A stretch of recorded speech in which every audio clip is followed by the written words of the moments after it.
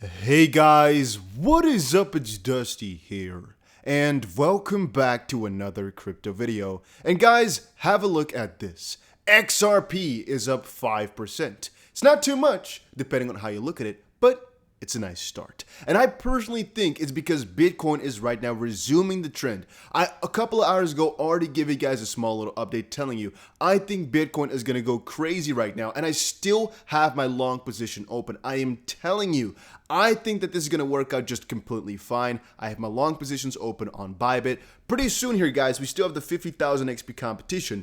Be part in that. But before we even get there, I'm still trading right now like a freaking madman because there's a lot of money to be made. This XRP move, I could have, I guess, played it a little bit better. But guys, let me tell you this. We are going to wait for some confirmation, and I'm still waiting for the actual breakout of XRP at the $1.22 or so region. Like right now, this is all nice, right? This is all movement, this is all good. But we're just a freaking $1.11. This ain't anything just quite yet. And that brings me to the point of today's video, which is, well, you'll see it in just a second. You'll see it in just a second. But guys, make sure that you press the like button right now. I want to get on this video. Guys, you know what I'm going to do? I'm going to be giving away, damn, I didn't think about this. How much should we do? What is good amount?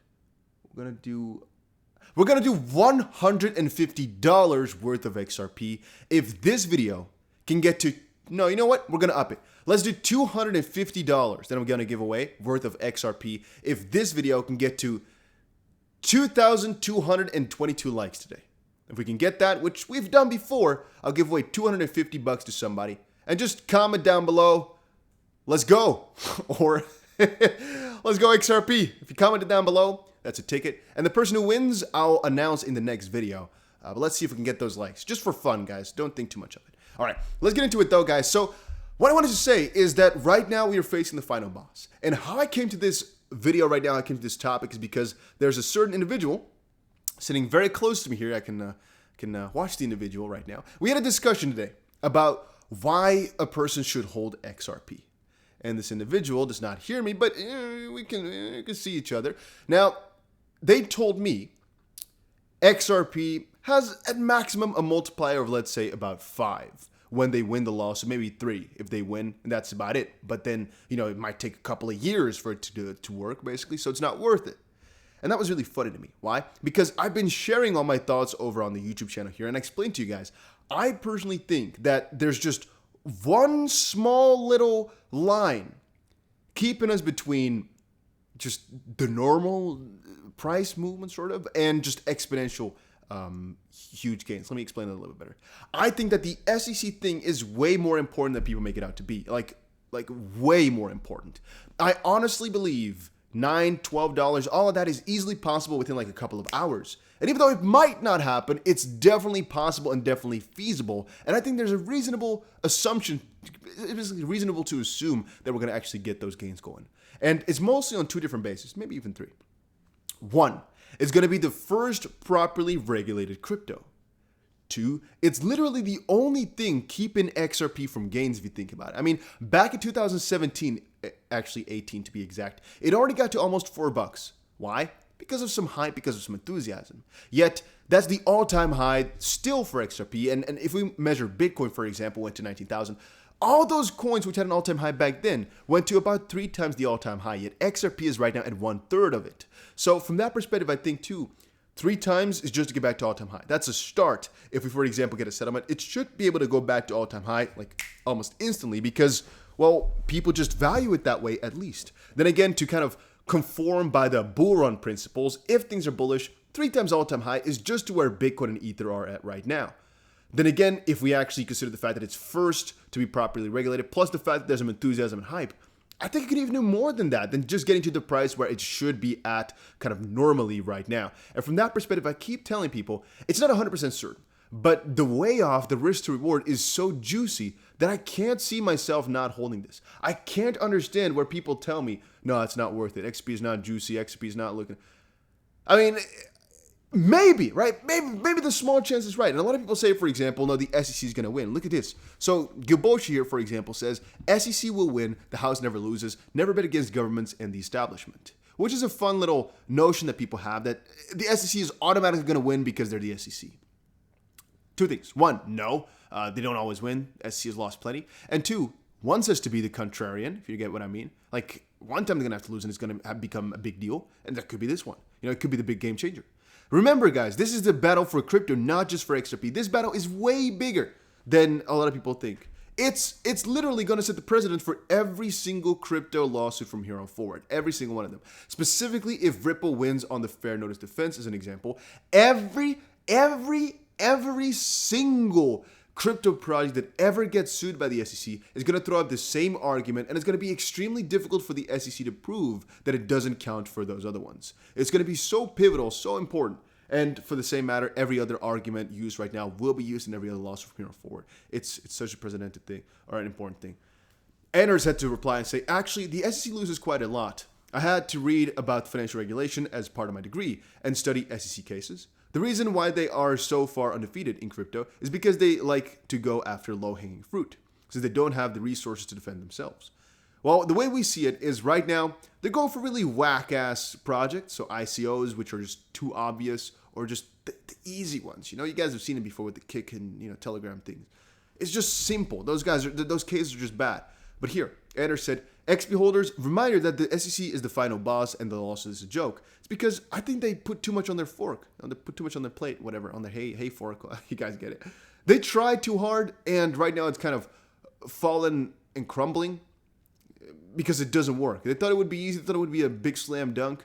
It wasn't. We're still confused as to how exactly it came to this spot, like who exactly thought we should sue them and what exactly were the protocols in there. But I don't know, guys. I just feel as if a lot of people are underestimating where it can actually go to, and that's what I wanted to quickly address to all the peoples. So again, if you're telling me, oh, Dusty, but XP is already doing good, or XP1 is going to do good, or all those questions I see, or all those small statements, you think this is really exciting me? Just this little small movement? No, it's just a start. And if we get to this price area and we break out with confirmation, I'll buy and we'll trade and we'll make some money, on Bybit, as I've told you guys before. But it's not the big deal. Literally, it isn't. The biggest deal right now is going to be the lawsuit settlement in terms of gains. All the short term here, though, is important for buying more or getting myself a good position, because I always want to have a long position open in case we get a settlement. And even though I have my parameters set already, the conditional trades basically, for if we get a lawsuit settlement, I don't know, guys. I still feel as if getting in right now in the right position is kind of, from some perspective, it's kind of important still. Maybe it's also just because any person wants to maximize gains, right? Where they just care, even though it's not important. I mean, if I get times 15 or times 14, it's not really going to matter too much. Yet, it still kind of does. It's kind of strange. Moving on. Polygon MATIC blockchain is being used by Switzerland's postal service. That is pretty freaking juicy. I don't know what else to tell you. Am I going to use this myself? Absolutely freaking not. Is this nice? Yeah.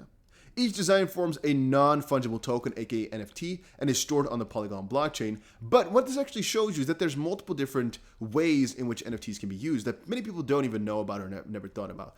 Like, there's so many different applications in games or in the real world. And NFTs as a thing, basically, are extremely important. It's just the art right now, and specifically the hyped art, that's making it get a bad name of people just thinking it's pump and dump and useless stuff. But NFTs as an idea is definitely quite a good one if you ask me. Then prominent crypto analyst explains why newcomers always go for ADA. A little fun fact, it's not even a joke, to be honest with you. Most people I speak to, they actually hold ADA, and a lot of people I know actually only hold ADA. It's funny, but it is the truth. So Alex says here, just met with an old friend of mine who got into crypto. His first coin, you bet, ADA. Because of a podcast, newcomers always go for ADA. Simply amazing. I don't think it's always, but there's a lot of people who actually do just hold ADA. I think it's kind of the same as with XRP, that where the people, they just hold XRP, that think is the magical crypto. I think a lot of people have the same kind of faith in ADA or so. Also partially because Charles Hoskinson is just kind of a followable figure, where you understand the journey, you understand the process, and he's just really open with the podcast like that. It makes it feel like a more human sort of crypto project which you can more relate to, rather than other one of these things where it's like really professional videos and whatnot. He just is in his freaking room with a couple of paintings, or sometimes an office, just talking about some of the developments and literally cool AMA sessions. I think it adds some humanity to these projects, and people might like him for that as well. It's a lot more easy to get into when you can really relate to the owner of the project. Even though he's a multi-centi millionaire, it's still different. Then the big short investor Michael Burry dismisses Shiba Inu as pointless. Nothing the Dogecoin spin-off supply or noting the Dogecoin spin-off supply exceeds 1 quadrillion coins. So the only thing I have to say about that one is he's partially right, partially very wrong. What I mean is the coin, I don't think is really anything I'd buy for the use case. I just probably wouldn't.